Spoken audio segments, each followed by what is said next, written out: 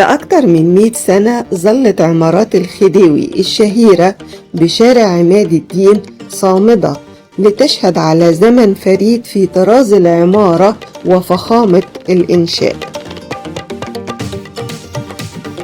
والعمارات دي أنشأها الخديوي عباس حلمي الثاني سنة 1911 على يد المهندس الإيطالي أنطونيو لاشايك على طراز النيو باروك وعمارة حوض البحر المتوسط. والعمارات دي هم 4 عماير وأرقامهم 11 و14 و15 و18 وهم موجودين في شارع عماد الدين. وبعد خلع الخديوي عباس حلمي الثاني آلت ملكية هذه العماير إلى الأجنبي سيتون اللي هو سماها باسم الخديوية، وبقى حتى بعد تأميمها في أعقاب حركة الضباط الأحرار سنة 1952 انتقلت ملكيتها إلى شركة مصر القابضة للتأمين اللي هي تابعة لشركة مصر لإدارة الأصول العقارية. والعماير دي ليها 4 مداخل، كل عمارة مستقلة بالمدخل بتاعها. والخديوي عباس حلمي الثاني لما أنشأ هذه العماير أنشأها على الطراز المعماري الإيطالي واستخدم الرخام في الأعمدة والسلالم. لكن بعد عزل الخديوي ولما تولاها الأجنبي سيتون أهملت هذه العماير. وزي ما احنا شايفين العماير كانت زمان عبارة عن خدمة فندقية للخديوي، وكان الخديوي بيروح يقعد فيها في فترات سهراته في شارع عماد الدين. لكن دلوقتي العماير بصراحة مداخلها ما بقتش زي الأول وفيها إهمال، في منها مداخل مهتمين بيها وكويسة وفي منها مهملة جدا بصراحة. وعايزة كمان أقول لكم على معلومة حلوة جدا عن العماير دي، إن العماير دي كان بيربطها ببعض سرداب سري كان موجود تحت الأرض، والسرداب ده حاليا هو مش موجود لأن اتلغى بسبب مشاكل أمنية حصلت في المنطقة. ومن معالم هذه العمارات هي القباب، وبتعد هذه القباب من أبرز الإنشاءات الهندسية التي بتعكس إبداع المعماري وقدرته الهندسية في هذا الزمن.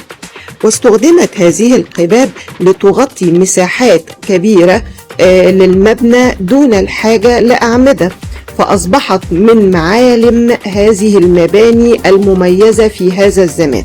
زي مثلا تعالوا نشوف مثلا زي دار الأوبرا المصرية في القاهرة، هنلاقي إن ليها كانت قباب برضو، زي معهد الموسيقى، المسرح القومي، مجلس الشعب، عمارة الشواربي اللي احنا عملنا عليها قبل كده برضو تغطية.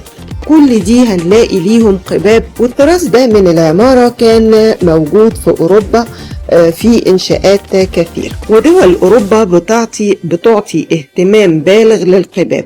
فنجد مثلا في إيطاليا وفرنسا بتنتشر القباب الملونة والمذهبة والتي بتجذب المرة لألوانها وزخارفها. ورغم ما تتضمنه القاهرة الخديوية من مباني عديدة ذات قباب، لكنها لا تشكل عنصر جذب قوي للمرء. والقباب دي ليها فوائد واستخدامات عديدة للمبنى السكني، منها بيستخدموها للتهوية أو الإنارة أو كعنصر جمالي للمبنى، وممكن كمان يستخدموها للسكن.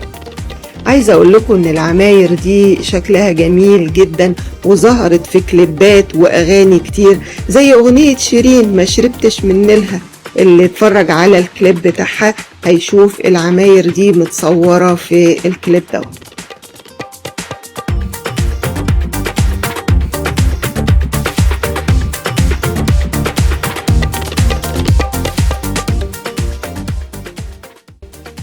وده برضو مدخل من ضمن المداخل ال4 للعماير، وده متوضب شوية وشكله نظيف جدا. وعايزة اقول لكم ان العماير دي معظمها شركات، دلوقتي العماير دي اللي فيها موجود فيها شركات.